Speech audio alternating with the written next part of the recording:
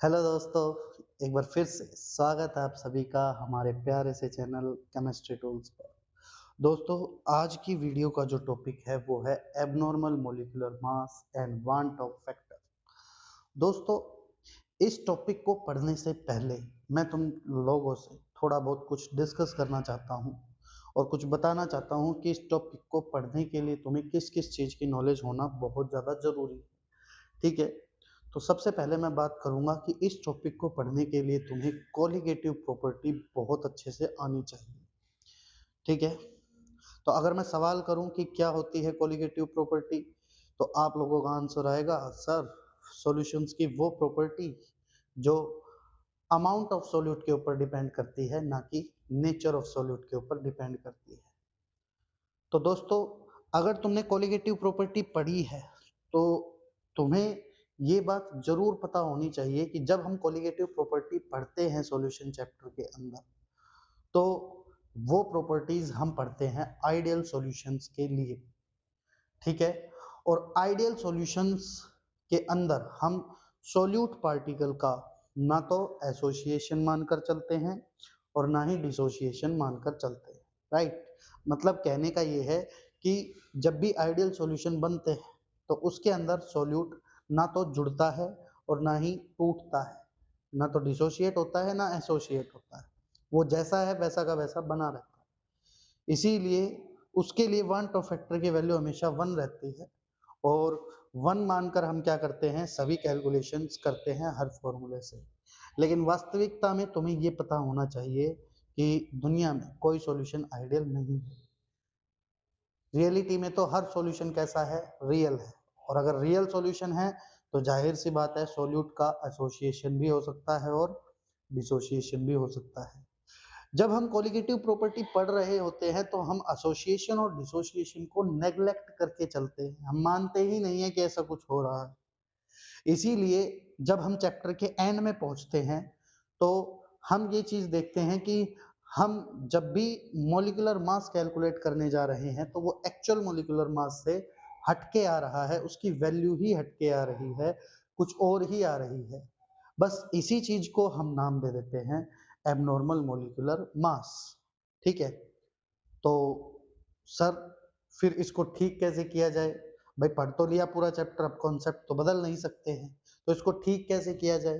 तो जो abnormality molecular mass में आ रही है उसको हम ठीक करते हैं वांट ऑफ फैक्टर को इंट्रोड्यूस करके। तो आज की वीडियो का जो पूरा टॉपिक है वो यही है कि ये एबनॉर्मल मॉलिक्यूलर मास होता क्या है, क्यों आता है, और फिर इसको करेक्ट करने के लिए हम वांट ऑफ फैक्टर को इंट्रोड्यूस करते हैं। तो करते हैं तो कैसे करते हैं, है ना? किस सॉल्यूट के लिए वांट ऑफ फैक्टर की वैल्यू क्या होगी, कैसे कैलकुलेट करेंगे, ये सारी चीजें हम आज की वीडियो में क्या करने जा रहे हैं, डिस्कस करने जा रहे हैं। तो दोस्तों शुरू करते हैं बिना किसी देरी के। आइए देखो, अगर मैं तुम्हारे सामने बात करूं किसकी, कोलिगेटिव प्रॉपर्टी की। ठीक है, तो कोलिगेटिव प्रॉपर्टीज जो होती है ना वो डायरेक्टली प्रोपोर्शनल होती है। मतलब कोलिगेटिव प्रॉपर्टी की जो वैल्यू होती है ना वो डायरेक्टली प्रोपोर्शनल होती है नंबर ऑफ सॉल्यूट पार्टिकल के। ठीक है, नंबर ऑफ सॉल्यूट पार्टिकल के। भाई जितने ज्यादा सॉल्यूट के पार्टिकल होंगे उतनी ही ज्यादा कोलिगेटिव प्रॉपर्टी की वैल्यू आएगी। ठीक है, चलो बहुत बढ़िया सर। लेकिन तुमने जो चारों फॉर्मूले पढ़े कोलिगेटिव प्रॉपर्टी के अंदर, जब तुमने पढ़ा होगा चार कोलिगेटिव प्रॉपर्टी तुमने पढ़ी होगी, कौन कौन सी बेटा जी? एक तो relative lowering in vapour pressure, एक एलिवेशन इन बॉइलिंग पॉइंट, तीसरी डिप्रेशन इन फ्रीजिंग पॉइंट और चौथी ऑस्मोटिक प्रेशर। तो जब तुमने इन चारों कोलिगेटिव प्रॉपर्टी को पढ़ा होगा तो इनके फॉर्मूले तुमने पढ़े होंगे और वहां से तुमने एक चीज देखी होगी कि जो कोलिगेटिव प्रॉपर्टी की वैल्यू है वो इनवर्सली प्रोपोर्शनल होती है किसके, मॉलिक्यूलर मास ऑफ सॉल्यूट के। तो जाहिर सी बात है यहां से हमें एक चीज तो बहुत अच्छे से समझ में आ रही है, और वो क्या है? देखो, अगर दुनिया में कोई सॉल्यूशन आइडियल नहीं है, सभी सॉल्यूशन रियल है, तो रियलिटी के अंदर सॉल्यूट के पार्टिकल एसोसिएट भी करेंगे और डिसोसिएट भी करेंगे। तो मैं यहाँ पर सबसे पहले लेकर चल रहा हूँ केस नंबर फर्स्ट, और केस नंबर फर्स्ट में मैं मानकर चल रहा हूं कि मान लो सॉल्यूट के पार्टिकल का क्या हो रहा है, एसोसिएशन हो रहा है। मतलब सॉल्यूट के पार्टिकल एक दूसरे के साथ क्या कर रहे हैं, एसोसिएट कर रहे हैं, जुड़ रहे हैं। अगर मान लो 100 पार्टिकल्स थे सॉल्यूट के और दो मिलकर एक पेयर बना रहे हैं, तो 100 पार्टिकल्स के कितने पेयर बनेंगे, 50, है ना। तो ये बात तो बहुत अच्छे से समझ में आती है। तो अगर एसोसिएशन होने लग जाएगा तो नंबर ऑफ पार्टिकल्स के वैल्यू भी घट जाएगी, डिक्रीज हो जाएगी, है ना। और अगर नंबर ऑफ पार्टिकल्स डिक्रीज हो गए तो ध्यान से देखना, कोलिगेटिव प्रॉपर्टी की वैल्यू भी क्या हो जाएगी बेटा जी, डिक्रीज हो जाएगी, है ना। और अगर कोलिगेटिव प्रॉपर्टी की वैल्यू डिक्रीज कर गई तो molecular mass of solute increase कर जाएगा।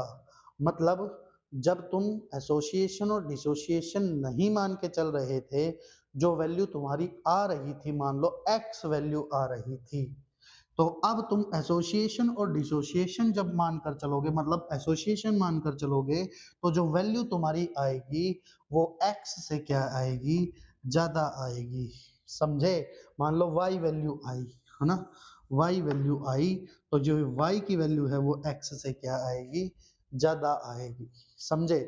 क्योंकि x जो था हमारा मोलिकुलर मास था, वो तब था जब हम एसोसिएशन नहीं मानकर चल रहे थे, और y हमारी वो वैल्यू है जब हम एसोसिएशन मानकर चल रहे हैं, समझे। तो मतलब जो x वैल्यू है वो आइडियल सॉल्यूशन के लिए है और y वैल्यू जो है वो रियल सॉल्यूशन के लिए है। तो बेटा जी यहाँ तुम देख सकते हो कि मोलिकुलर मास में क्या आ रही है, एबनॉर्मलिटी आ रही है, ठीक है। वहीं अगर मैं तुम्हारे सामने केस नंबर सेकंड ले लूं, और केस नंबर सेकंड क्या हो कि मान लो सॉल्यूट पार्टिकल का क्या हो रहा है, डिसोसिएशन हो रहा है। डिसोसिएशन का मतलब है सॉल्यूट पार्टिकल टूट रहे हैं। मान लो 50 पार्टिकल थे, है ना, और एक पार्टिकल टूट के दो पार्टिकल बना रहा है, तो यहाँ पर मैं कहूंगा कि 50 के कितने बन जाएंगे, 100। तो ऐसे केस में यहाँ पर क्या होगा बेटा जी, ऐसे केस में यहाँ पे नंबर ऑफ पार्टिकल्स बढ़ने से, नंबर ऑफ पार्टिकल्स के बढ़ने से कोलिगेटिव प्रॉपर्टी की जो वैल्यू है वो भी बढ़ जाएगी, है ना। और अगर कोलिगेटिव प्रॉपर्टी की वैल्यू बढ़ी तो यहाँ तो मोलिकुलर मास की वैल्यू जो है वो घट जाएगी। मतलब डिसोसिएशन के केस में होगा क्या बेटा जी, यहाँ पर मोलिकुलर मास की जो वैल्यू आएगी वो क्या आएगी, कम आएगी। अब जैसे यहाँ पर मैं मानकर चलता हूँ जो x है मेरा वो आइडियल सॉल्यूशन का मोलिकुलर मास था, मतलब आइडियल सॉल्यूशन के अंदर जो हम सॉल्यूट ले रहे थे उसका मोलिकुलर मास था, और y जो है हमारा वो हम रियल सॉल्यूशन मानकर चल रहे थे, उसके अंदर जो सॉल्यूशन है उसका मोलिकुलर मास है। तो अगर रियल सॉल्यूशन का देखा जाए तो मोलिकुलर मास क्या आएगा, x से कम आएगा। तो देखो एसोसिएशन के केस में मोलिकुलर मास बढ़ जाता है और डिसोसिएशन के केस में मोलिकुलर मास घट जाता है। तो ये जो रीजन है, यही रीजन है जिसकी वजह से हमारे मोलिकुलर मास में क्या आ रही है, हम कह सकते हैं एबनॉर्मलिटी आ रही है। तो होपफुली यहाँ तक तुम्हें बहुत अच्छे से ये चीजें समझ में आई होंगी। तो एक बार नोटबुक में नोट डाउन कर सकते हो ये चीजें, फिर उसके बाद हम आगे की तरफ बढ़ते हैं। अब हम ये समझने जा रहे हैं कि जो ये एबनॉर्मलिटी हमारे मोलिकुलर मास के अंदर आ रही है, इसको सही कैसे किया जाए। तो दोस्तों इसके लिए जो करेक्शन है वो एक बार देख लेते हैं कि किस तरीके से करनी है। देखो बेटा जी हमारे पास दो रास्ते हैं। दो रास्ते क्या हैं, या तो सॉल्यूशन ही आइडियल बन जाए, तब तो उन्हीं फॉर्मूले से हम काम कर सकते हैं, है ना। तो तुम्हारा सवाल होगा कि सर एक बात बताओ, आइडियल सॉल्यूशन कैसे बन सकता है। आइडियल सॉल्यूशन बन सकता है बेटा अगर मैं सोल्यूट की कंसंट्रेशन, सोल्यूट की कंसंट्रेशन बहुत ही क्या ले लूं, वेरी वेरी लेस ले लूं सॉल्वेंट के कंपैरिजन में, तो मेरा जो सॉल्यूशन बनने वाला है वो कैसा, लगभग लगभग कैसा बिहेव करेगा, आइडियल सॉल्यूशन की तरह बिहेव करेगा, राइट। ये हमारा पहला करेक्शन है कि भाई यदि हम मोलिकुलर मास में करेक्शन करना चाहते हैं तो या तो सॉल्यूशन को ही क्या बना दो, आइडियल बना दो, या फिर सॉल्यूशन को आइडियल ना बना पाओ तो दूसरा जो ऑप्शन है हमारे पास वो क्या है, introduce want of factor, introduce want of factor. अब ये क्या चीज है, इस चीज को समझना है अपने को सबसे मेन जो मुद्दा है वो ये है कि वांट ऑफ फैक्टर होता क्या है। दोस्तों, वांट ऑफ फैक्टर को हम किससे डिनोट करते हैं? स्मॉल आई से डिनोट करते हैं, ठीक है। और ये स्मॉल आई होता क्या है बेटा जी? ये जो स्मॉल आई होता है ये हमारे पास रेशियो होता है ऑब्जर्व्ड कोलिगेटिव प्रॉपर्टी और कैलकुलेटेड कोलिगेटिव प्रॉपर्टी का, ठीक है। तो यहाँ पर मैं आई को किस तरीके से मैं यहाँ पर डिफाइन करूंगा? It is the ratio of observed, yes, observed colligative property upon में कैलकुलेटेड कोलिगेटिव प्रॉपर्टी। या फिर मैं यहाँ पर एक चीज और भी कह सकता हूँ, ये जो वांट ऑफ फैक्टर है ये रेशियो होता है किसका बेटा जी? Observed observed molecular mass upon में कैलकुलेटेड मोलिकुलर मास, ठीक है। या तो ये रेशियो होता है किसका? ऑब्जर्व्ड कोलिगेटिव प्रॉपर्टी का और कैलकुलेटेड कोलिगेटिव प्रॉपर्टी, या फिर ये रेशियो होता है किसका? ऑब्जर्व्ड मॉलिक्यूलर मास का और कैलकुलेटेड मॉलिक्यूलर मास का। तो इस तरीके से हम क्या कर सकते हैं? वांट ऑफ फैक्टर को हम यहाँ से क्या कर सकते हैं? एक्सप्लेन कर सकते हैं। तो जो वैल्यू आएगी इन दोनों के रेशियो की वो किसके बराबर होगी? वांट ऑफ फैक्टर के बराबर होगी। तो जल्दी से एक बार नोट डाउन करो, फिर हम आगे की तरफ बढ़ते हैं, ठीक है। हो गया? देखो बेटा जी, यहाँ पर एक चीज और भी बताऊंगा मैं। यहाँ पे मैं आई को एक तरीके से और भी डिफाइन कर सकता हूँ यहाँ पे, और वो है मेरा कि नंबर ऑफ पार्टिकल्स एसोसिएट और डिसोशिएट। भाई कितने पार्टिकल एसोसिएट कर रहे हैं या डिसोशिएट कर रहे हैं, और नीचे मैं लूंगा total number of particles taken initially. तो यहाँ पर मैं तीन तरीके से क्या कर सकता हूँ? वांट ऑफ फैक्टर को एक्सप्लेन कर सकता हूँ। इन तीन चीजों का जो रेशियो आता है वो किसके इक्वल आता है? वांट ऑफ फैक्टर के इक्वल आता है, ठीक है। तो यहाँ पर ऑब्जर्व्ड कोलिगेटिव प्रॉपर्टी अपॉन में कैलकुलेटेड, यहाँ पे ऑब्जर्व्ड मॉलिक्यूलर मास अपॉन में कैलकुलेटेड, और यहाँ पे नंबर ऑफ पार्टिकल एसोसिएट और डिसोसिएट जो भी कर रहे हैं वो लेंगे, और अपॉन में कितने पार्टिकल्स हमने इनिशियली लिए थे, ठीक है। इन दोनों का जो रेशियो आता है वो हमारे किसका आता है? वांट ऑफ फैक्टर के इक्वल आता है, ठीक है। तो ये जो वैल्यू आएगी, अगर मैं ये इस वैल्यू को क्या कर दूं? कोलिगेटिव प्रॉपर्टी के जितने भी फॉर्मूले हैं उनमें इंट्रोड्यूस कर दूं, तो जो फॉर्मूला मेरे पास बनेगा अब वो रियल सॉल्यूशन के अंदर अननोन सॉल्यूट के मोलिकुलर मास को भी बिल्कुल एक्यूरेटली कैलकुलेट करेगा। बात समझ में आई? एक बार जल्दी से नोट डाउन करो, फिर हम उसके बाद आगे की तरफ बढ़ते हैं और सीखते हैं कि किस तरीके से वांट ऑफ फैक्टर को कैलकुलेट किया जाता है, ठीक है। तो दोस्तों, अब हम वांट ऑफ फैक्टर की वैल्यू जो है वो कैलकुलेट करने जा रहे हैं। देखो, कैलकुलेट किस तरीके से करेंगे? जो हम सॉल्यूट ले रहे हैं वो दो तरीके का हो सकता है, या तो वो इलेक्ट्रोलाइट हो सकता है या वो नॉन इलेक्ट्रोलाइट हो सकता है, ठीक है। अगर वो इलेक्ट्रोलाइट है तो वो दो तरीके का इलेक्ट्रोलाइट हो सकता है, या तो वो स्ट्रॉन्ग इलेक्ट्रोलाइट हो सकता है या वो वीक इलेक्ट्रोलाइट हो सकता है, ठीक है। और तुम्हें पता होना चाहिए जो स्ट्रॉन्ग इलेक्ट्रोलाइट्स होते हैं वो कंप्लीटली क्या करते हैं? डिसोशिएट करते हैं। या अगर हम बात करेंगे स्ट्रॉन्ग इलेक्ट्रोलाइट के केस में तो वो कंप्लीटली ही क्या करते हैं? एसोसिएट करते हैं। तो सबसे पहले हम देखेंगे यहाँ पर कि जो हमारे पास स्ट्रॉन्ग इलेक्ट्रोलाइट है उसके केस में, उसके डिसोसिएशन के केस में वांट ऑफ फैक्टर कैसे निकलेगा, और उसके एसोसिएशन के केस में वांट ऑफ फैक्टर कैसे निकलेगा। तो सबसे पहले हम बात करके चल रहे हैं calculation of want of factor in case of strong electrolyte, ठीक है।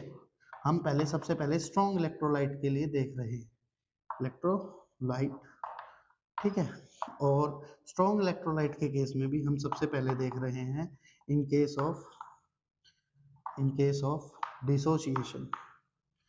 अगर हमारा स्ट्रॉन्ग इलेक्ट्रोलाइट डिसोशिएट कर रहा है तो हम किस तरीके से यहाँ पर वांट ऑफ फैक्टर की वैल्यू को कैलकुलेट करेंगे। तो दोस्तों देखो, अगर मेरे पास मान लो सपोज दैट एक मॉलिक्यूल है, और वो मॉलिक्यूल वो कुछ इस तरीके का है, ए बी एन टाइप का है, ठीक है। तो यहाँ पे, या फिर मैं कहूँ वो जो मॉलिक्यूल है वो किस तरीके का है, एन टाइप का है। तो जब ये मॉलिक्यूल क्या करेगा, डिसोशिएट करेगा, तो ये एन ए के अंदर टूटेगा। बोलो भाई, मेरे पास कोई मॉलिक्यूल है और वो ए एन है, मतलब ये एन कुछ भी हो सकता है, ये 2 भी हो सकता है, 3 भी हो सकता है, ये 4 भी हो सकता है। मान लो अगर ये एन की वैल्यू 2 है तो यहाँ पर ये A2 है, और A2 टूटेगा तो 2A के अंदर टूटेगा, डिसोशिएट हो रहा है ना। अगर मान लो ये n की वैल्यू 3 है तो ये a कितने बनेंगे, 3 बनेंगे। तो अगर मैं बात करूं यहाँ पे इनिशियली, इनिशियली मैं यहाँ पर क्या लेकर चल रहा था, इसके मोल्स को कितने लेकर चल रहा था, 1 लेकर चल रहा था, तो ये 0 थे। After complete dissociation, complete dissociation के बाद इधर कुछ नहीं बचेगा, और इधर ये n नंबर ऑफ हमारे पास क्या बनेंगे, a बनेंगे। तो यहाँ पर जो मेरा I आएगा वो किसके बराबर आएगा बेटा जी, n की वैल्यू के बराबर आएगा। तो जाहिर सी बात है, तुम्हें दिख गया होगा अब कि स्ट्रॉन्ग इलेक्ट्रोलाइट है और अगर उसका कंप्लीट डिसोसिएशन हो रहा है तो जो वान टॉप फैक्टर की वैल्यू आती है वो n के बराबर आती है। मतलब कि कितने पार्टिकल्स बनेंगे, एक मॉलिक्यूल से कितने पार्टिकल्स बनेंगे, या कितने एटम्स बनेंगे, या कितने आयंस बनेंगे, उसके बराबर आएगी। जैसे सपोज दैट मेरे पास NaCl है, और NaCl जब डिसोशिएट करेगा तो Na प्लस और Cl नेगेटिव में टूटेगा। तो यहाँ पे मेरे पास I की वैल्यू कितनी आएगी, 1 और 1 2 आएगी, क्योंकि यहाँ पर NaCl कितने में टूट रहा है, 2 आयंस के अंदर टूट रहा है। ऐसे ही अगर मैं बात करूं बेटा जी BaCl2 के बारे में, तो BaCl2 जब टूटेगा तो किस में टूटेगा, Ba2 प्लस प्लस में 2Cl नेगेटिव। तो यहाँ पे मेरे पास I की वैल्यू कितनी आएगी बेटा जी, एक तो देखो Ba2 प्लस हो गया और 2 Cl नेगेटिव हो गए, है ना। तो टोटल कितने हो गए, 3 हो गए। तो यहाँ पर इसके लिए तो I की वैल्यू कितनी आएगी, 2, और इसके लिए I की वैल्यू कितनी आएगी, 3। ऐसे ही अगर मैं बात करूँ AlCl3 की, और इसका कंप्लीट डिसोसिएशन हो रहा है, तो ये Al3 प्लस प्लस में 3Cl नेगेटिव में टूटेगा। तो इसके लिए देखो 3 तो ये और 1 ये, टोटल I की वैल्यू कितनी आएगी, 4 आएगी।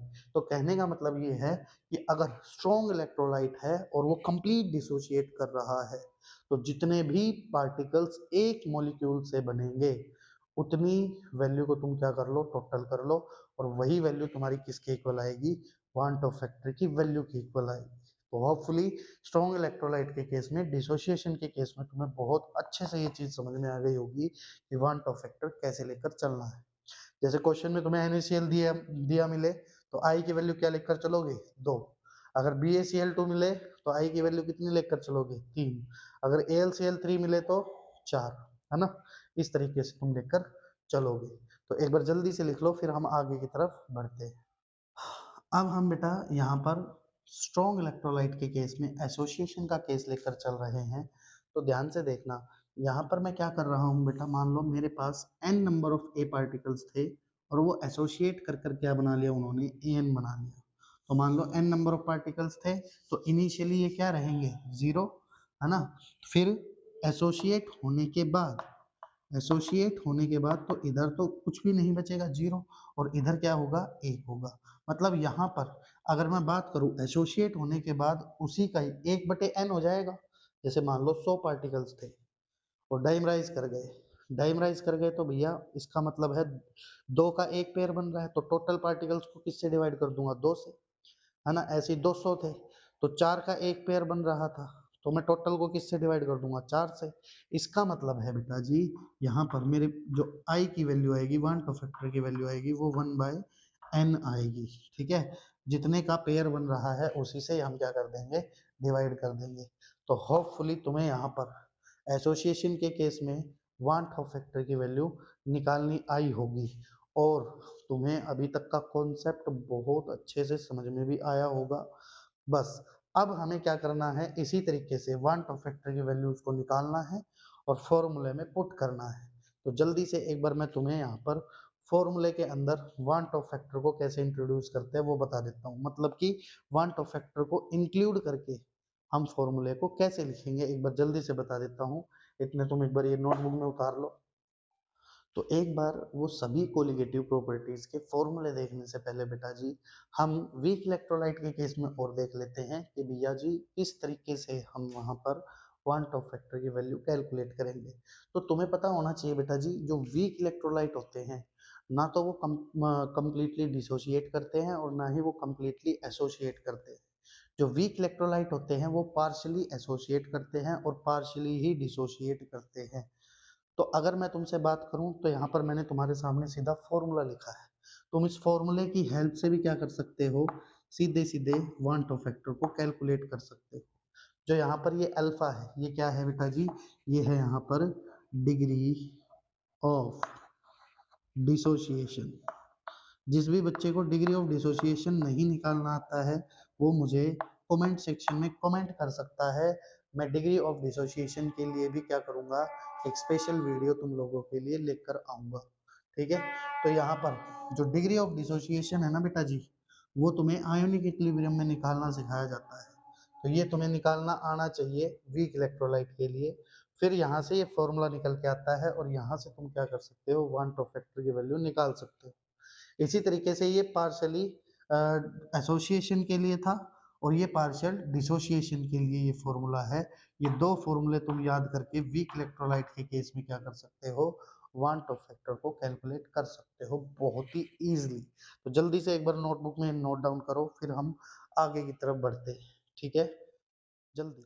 तो होपफुली तुम लोगों को वांट ऑफ फैक्टर बहुत अच्छे से समझ में आया होगा। तो अब हम वीडियो के लास्ट में हैं और दोस्तों अब हम इस वांट ऑफ फैक्टर को क्या करने वाले हैं, जो हमारे पास चार कोलिगेटिव प्रॉपर्टी के हमने फॉर्मूले पढ़े हैं उनके अंदर हम इंट्रोड्यूस करने वाले हैं। तो देखो चार कोलिगेटिव प्रॉपर्टी कौन कौन सी है, relative lowering in vapour pressure, elevation in boiling point, depression in freezing point और ऑस्मोटिक प्रेशर। ये चार कोलिगेटिव प्रॉपर्टी है।